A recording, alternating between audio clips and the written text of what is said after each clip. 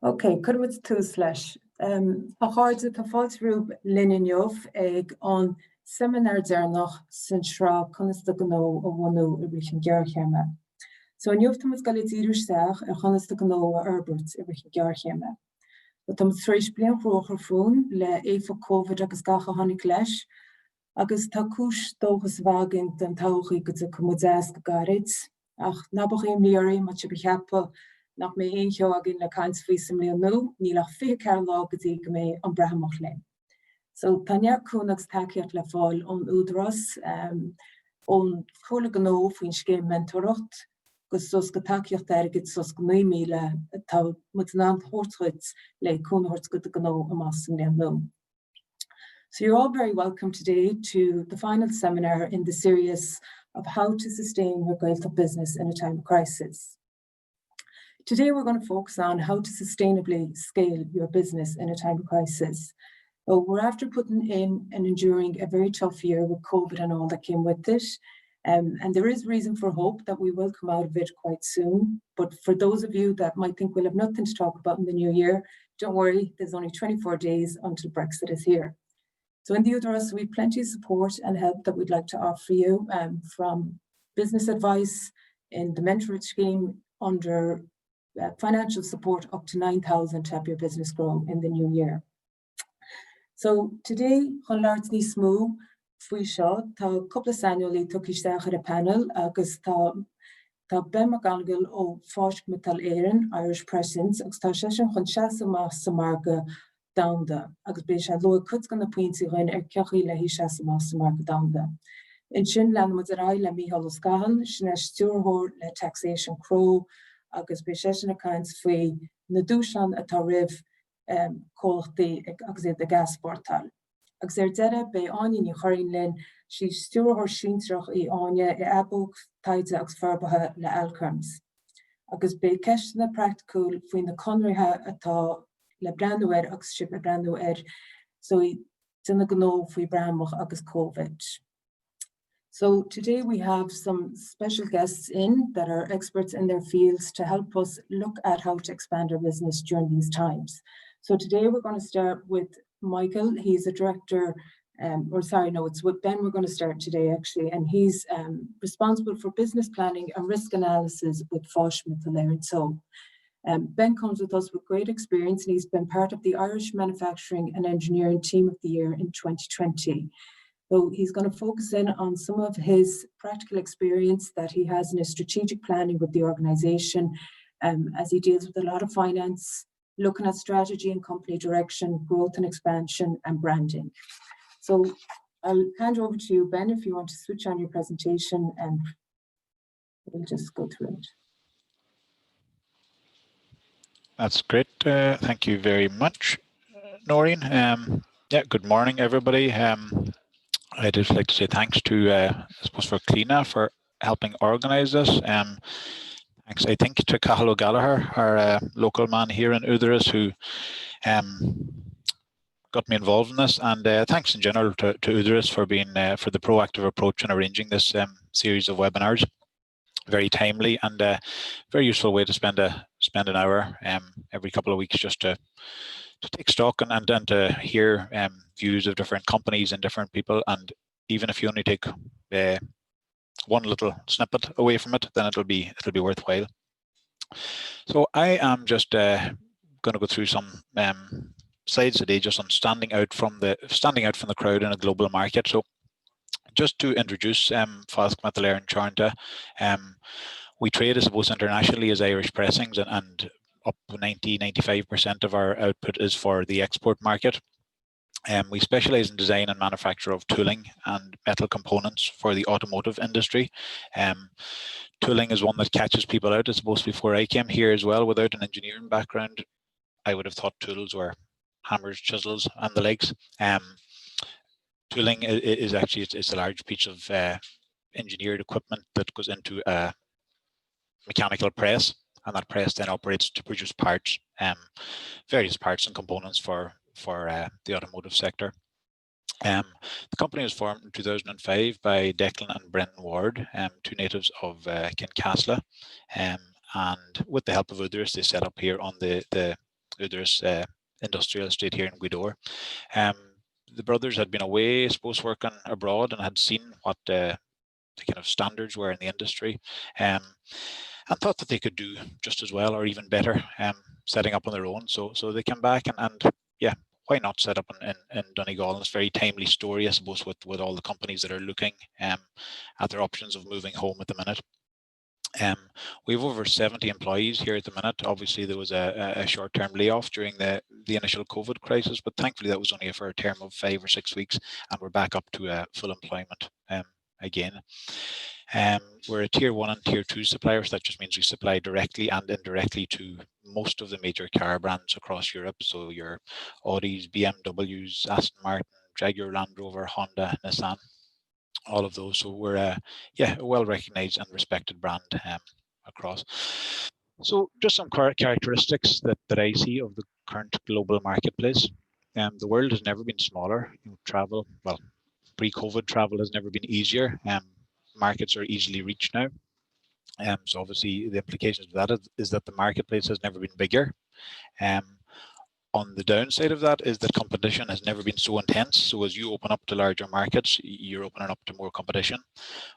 But with that, the opportunity has never been greater. So the more competition that you face, the more you have to, I suppose, diversify your offering.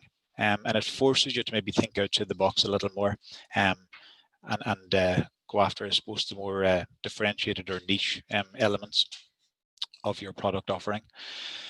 So in this presentation, we'll take a quick look at one, identifying the most appropriate markets for your business, some observations on market research, using Irishness to your advantage, and COVID-19, looking on it as a period of opportunity rather than negatively.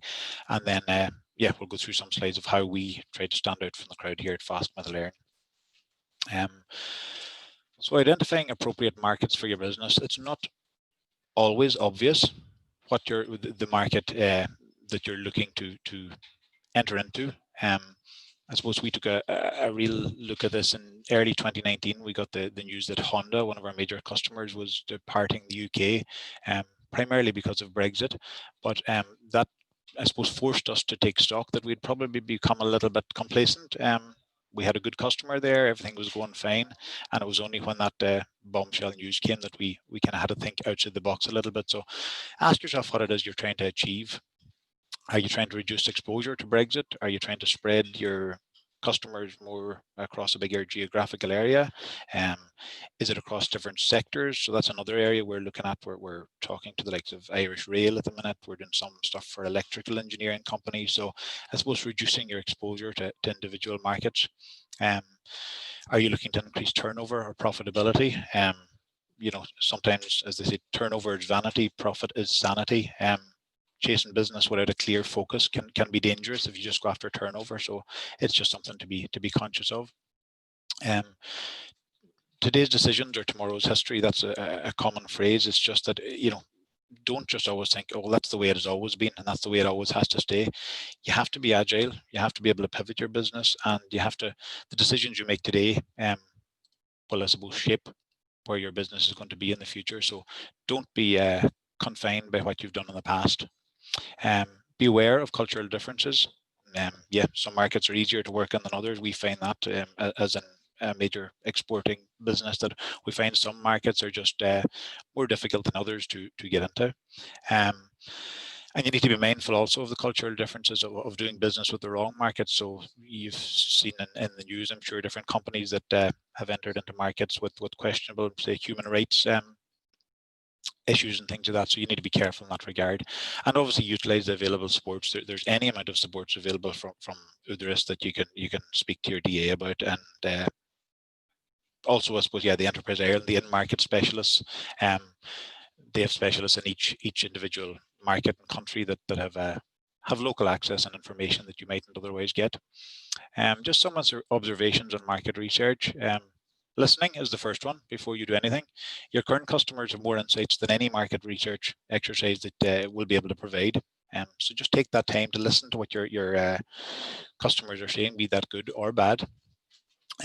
Defining what it means for you. Market research can mean a variety of things to different people. So for some, it's gathering information about individual customers. For some, it's information on the new services or products that a market requires. For some, it's gathering information on market size. So really you have to define what that means for you. Important to note that nobody knows your own market and industry like you do. So sometimes we can go down the avenue of engaging with consultants to do market research, and we get a lovely glossy report at the end of it. But does it really bring us forward that much? No, I think first and foremost, I think we have to do a lot of this ourselves. And that leads on to not underestimating the importance of market research. Make it a responsible role within your business. Again, market research is sometimes put down as I suppose something maybe a transition year student or something somebody on a placement could do. It's almost look, let's give them that and see what they come up with. But it has to be somebody that's answerable with KPIs in place to measure and manage progress against us. And it works both ways, market research. So you have to remember that while you're out researching competitors, companies, what the market's looking for, people will be doing the same to your company. So that's why your branding and your messaging needs to be on point all of the time. This is one that we've found to be of immense help, is just using your Irishness to your advantage. Generally, being Irish is very well received across the world. We're a small open economy. We're very pro-European. We have vast experience in trading with the US, with all of the member states of Europe. So, a lot of businesses spend thousands trying to be different, but we just are different. Being Irish is different, so let's utilize that. Making the most of the extended Irish family and the diaspora. There's a genuine willingness amongst Irish firms and the individuals to help one another. So never be afraid to, if you come across somebody with even a smidgen of an Irish name, reach out to them, talk to them, see what they can do for you. It doesn't have to be a hard sell, just open the conversation. That's just some of the examples of the people that we've come across through that method over the past year probably, and has opened up very valuable business avenues for us. So a director of procurement with Aston Martin, one of the main directors, an executive director with McLaren Automotive. Her sister actually works here in the GTEC building just beside us, something we wouldn't have known about, but her name is Ruth McKee, and seeing her name on a piece of paper, we just goes, okay, there's somebody that has their name in Irish and is in a very responsible role with an automotive firm. So we reached out to her, and she's been of great help to us. And there's engineers working in Formula 1 cars, World Rally Championships. So don't underestimate, don't be afraid to reach out, because Irish people, it's just in our nature to try and help one another. And also, don't underestimate the power of the Irish language. One of the markets we find particularly difficult to access is the French market. It's generally quite a closed market, but one of the Peugeot Citroën senior buyer who we'd been discussing business with for a while, when we informed him of the company name being Fáisc Miotail Éireann, his response in the email was, "Oh my, is that Gaelic?"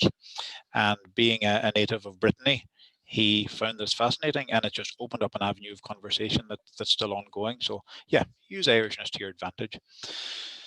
COVID-19, we have taken probably a fairly deliberate approach to, everybody has their own approach to it, but on social media and our general output has been not to ignore COVID-19, but we haven't been, okay, we're back open, we're doing well, okay, we're having to close down. And it's customers don't need that. There's an uncertain enough market out there at the minute, so they don't need to be hearing that you're opening, you're closing, things are going good, you're struggling, whatever. So just be careful around the messaging around COVID-19.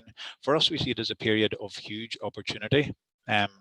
Traditional supply chains are being reviewed. So, supply chains that have been in place for decades have been completely shaken up, and that generates opportunities particularly for small firms and new entrants to the market. So you need to be ready to avail of these. Nearshoring is something that's happening extensively in the automotive sector. So we see the EU membership will be even more important to Irish SMEs post-Brexit. France in particular is a company that's talking about nearshoring quite extensively from a government point of view. So they're looking at moving a lot of their supply chain back to Europe from Asia. And when they talk about bringing the supply chain back near home, that includes Ireland. It's not just within the confines of France. So it's back home to Europe is what they talk about. So there's huge opportunities there. And the other one is relocation work. Unfortunately, some firms won't survive. Some of our competitors won't survive. So we're prepared, I suppose, to step in and offer to customers that we can relocate that work and without any without any disruption to their output. So standing out from the crowd, I suppose a short case study, or I'll just flick through these slides of what we do.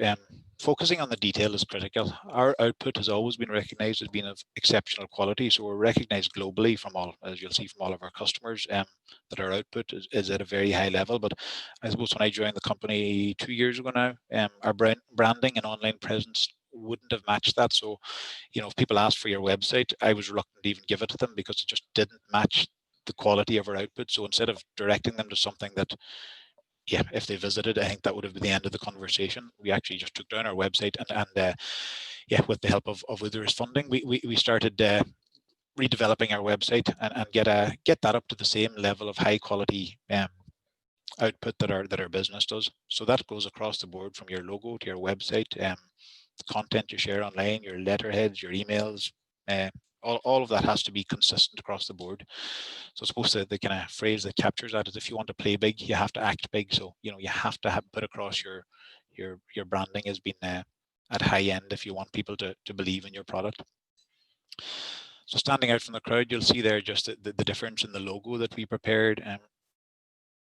The one on the left had been in place since 2005. The one on the right, not much of a difference, you would think, but if you clicked and dragged that logo on the right now to any scale or size, it remains in focus. The one on the left, the old one, once it was stretched on a letterhead or anything, it was beginning to get blurry, and it just didn't look right. So it didn't give us the right, just didn't give off the right impression. Our email taglines, we changed all of those. You'll see on the left, the old one, it was long, the logo wasn't particularly clear. On the right, you see it's much more concise, and it's just professional. It just gives that impression to customers. Our website, that's what it looks like now. It's much cleaner, and you have a pride in directing people towards it. So yeah, so attention to detail is critical. Secondly, is be different. We take a very different approach to trade shows. We go to trade shows, we go to quite a few, but we don't tend to display. We go with I suppose a motive of a list of a hit list of targets of people we want to talk to, and we find that being tied to a stand means that you're expecting those people, or hoping that they just stumble across your stand and you get a chance. Whereas we go with a high quality presentations, targeted messaging, and go after the people that we want to speak to. We spoke to another Irish company who attended a trade show we were at last year, and they said they were spending about 10,000 a year attending this trade show, and they had never got any business out of it. So you need to ask yourself, you know, okay, is that the best use of our resources? No, probably not. The other thing is, you have only one chance to be the new kid in the block. So you know, we've been here 15 years, but through our PR and our kind of branding, we're beginning to, our profile has been raised. So we have to use that now. We have to because look, in probably a year's time, there's going to be other companies coming along. So you have to make hay while the sun shines. With regards to high quality presentations, we tailor our presentations for each individual company. So basically, high-end quality presentations. Our logo is there as a reminder of who we are, but also is their logo and the high quality image. So a lot of our competitors that we would meet at trade shows, they still operate off a bundle of papers under the arm, and they're coming in to talk to buyers. And you know, we're landing with our laptop, and we're opening this up and going through this, and they see the level of detail, they see that you've put effort into it, you know their product, and yeah, it gives off that professional opinion. So that's just some of the cards that we produce for, and the kind of type of slides that we would have in our presentations. We also do this, we show our capabilities. So depending on what the customer would be, that's a Citroen, the car that's there. But if we were going to meet Nissan tomorrow, we'd put a Nissan car in and just tailor the presentation. So it's just those small little bits of attention to detail. Knowing your audience is another one. You'll see the bottom left picture is a picture that we would have posted on LinkedIn of tools. So those 1, 2, 3, 4, 5, those 6 tools there in the front, the black ones, where we're getting ready to ship out. The other pictures are tools from our competitors, just that I would have searched on LinkedIn just yesterday, just tooling, and these are the pictures that would have come up. So for me, they don't know their audience. You're posting up on LinkedIn and on your social media to target buyers primarily. So down in our photo on the bottom left, yes, you can see that we've tools. They look finished, high output. You also see a very clean floor. You see our presses on the left. You see other completed tools on the racks on the back, and you see our lorry. So you've told a whole picture of Irish pressings there in one picture, whereas really those other pictures are focused on really technical elements of tools that probably the audience you thought you were targeting aren't going to really be that interested in. So yeah, knowing your strengths is important. Knowing your weaknesses is also vital. So addressing questions before they arise, making it a positive rather than a negative. For us, perception of location is, I suppose, our biggest challenge. So the automotive sector is primarily based around Central Europe, Germany, France, Austria, and obviously in the UK as well. But so the first question we get is on our location. So in our presentations to customers, we address that straight away. We tell our UK customers that we can be anywhere in the UK within 12 hours, door to door. Once they hear that, it takes away a lot of the uncertainty. The picture on the left of Donegal Airport, when we first met Jaguar Land Rover, we put up this slide. The conversation had been fairly just professional and normal up until that point, at which stage the buyer almost jumped out of his seat when he saw that picture, and he goes, I flew in there once, blah, blah, blah, met a friend or whatever. And that just opened up the conversation again. So again, that's using your Irishness and addressing questions before they come.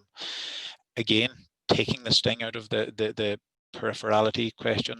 Provide your customers with this information. Look, this is our customer shipping experience. This is where we've sent lorries to before. This is the routes available. You know, we have experience in this. It's not a big deal. It takes the sting out of it. For Peugeot Citroën, we give a timeline exactly of how we would get there. Again, removed some of the uncertainty and some of the questions. When I talked about relocation there, I suppose other customers or competitors that may struggle on COVID-19, we're prepared. So we've gone to all our customers and said, look, we know not all companies will survive the COVID crisis. So we're here to help. We have a full relocation process in place. So we have everything. We can be on site anywhere in the UK within 24 hours, GPS track delivery to our facility. So basically we're answering all the questions that they would come back to if we had put ourselves forward. So in summary, yeah, be brave, be confident. Being Irish is a major positive, so use that. Be different. Don't just, okay, yeah, going to a trade show, I have to buy a stand because that's what our competitors do. No, that's not what you have to do. You can be different. And that's being different is what helps you stand out from the crowd, which is what we're talking about. And listen to your customers, listen to the market, listen to Radio 1, listen to Radio in the Gaeltachta. Just get a feel for what's going on out there. And in the words of a great philosopher, don't panic. We're all in this together. There are great opportunities out there, so just hold tight. And if you ever need any help, don't be afraid to reach out to the likes of myself or any of our panelists, I'm sure, because we're all here to help. Okay, any questions? Sure, feel free to let me know. Ben, thank you. I appreciate all the detail and sharing all your great experience with us. It was very helpful and useful to understand how you go about developing and building that business. And I think the key factor that comes across is probably communication, be it about who you are, who the company is, your brand and what you do is very important. So just for those of you that have a question, you can use our chat box and you can pop them through. We can take some questions at the end also. And just to let you all know, we are recording this seminar. So I suppose, Ben, just looking at that, you know, we would have a lot of client companies here, and that would probably be of a team of small, you know, under 10, maybe less than 5, and they may be dealing with the national Irish market. And we talk about global markets, and we offer marketing research and market discovery grants here within the Údarás. And one of the questions we always ask is, what would be the 3 markets you would be going after? And I suppose to scale down maybe for people that don't have the manpower or the time because they're so busy working in their business, when you look at kind of different markets to go into, what would you say would be the first place to start, and which countries should you look to? How would you go about that? I suppose, yeah, it entirely depends on what your service and product offering is. So for us, we have probably a fairly limited pool of markets, as I say, Germany, France, the UK, but yeah, look, the UK, regardless of Brexit, will always remain, I think, our main trading partner. It will be for us. It constitutes about 50% of our business, and we're actually growing that despite of Brexit. So I suppose we are trying to reduce our exposure. We're spreading our business elsewhere across Europe, but the UK will always remain your main market. When you look towards continental Europe, Germany is quite a good market to deal with. English speaking by and large business is conducted in English as well as German. We personally have found the French market quite difficult. It's quite a closed market. The French are very proud kind of nationalistic country, so they tend to try and source as much stuff as they can domestically.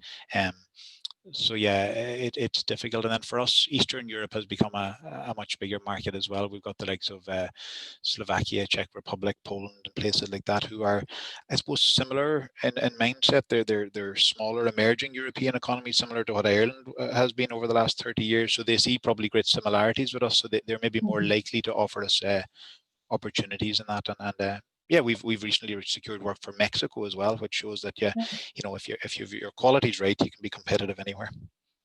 Brilliant. And just one of the questions that come in here is, who does your high quality graphics? They are amazing. Well, geez, I'll have to take that as a personal credit for that. That's just our own, and that's phone cameras. That's all we're doing. I generally take a walk around every morning and take pictures around the place, and it's just those. It's taking time. It's not just going down and snapping a photo of anything. As I say, that photo that we took with the lorry in the background, like that's all.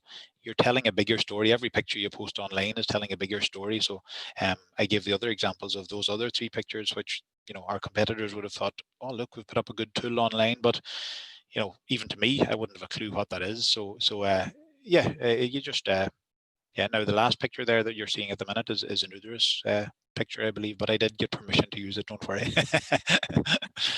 Well, we can offer your consultancy services in photography and marketing on top of the other profile you have. And I think it's true, for those of us that wouldn't have a big budget in our daily business, that everything can be done through our phones, be it a short video or a camera, and you can see that that looks very professional. So I suppose not to think we're restricted just due to money side of it as well. And I suppose just as another element, just another service that Údarás offer is that there is an international week that is organised by Enterprise Ireland, typically out around September time, where you can meet DAs who have offices based in various countries if you are starting to look into new markets, into different countries. So again, you can talk to one of your DAs here within the Údarás.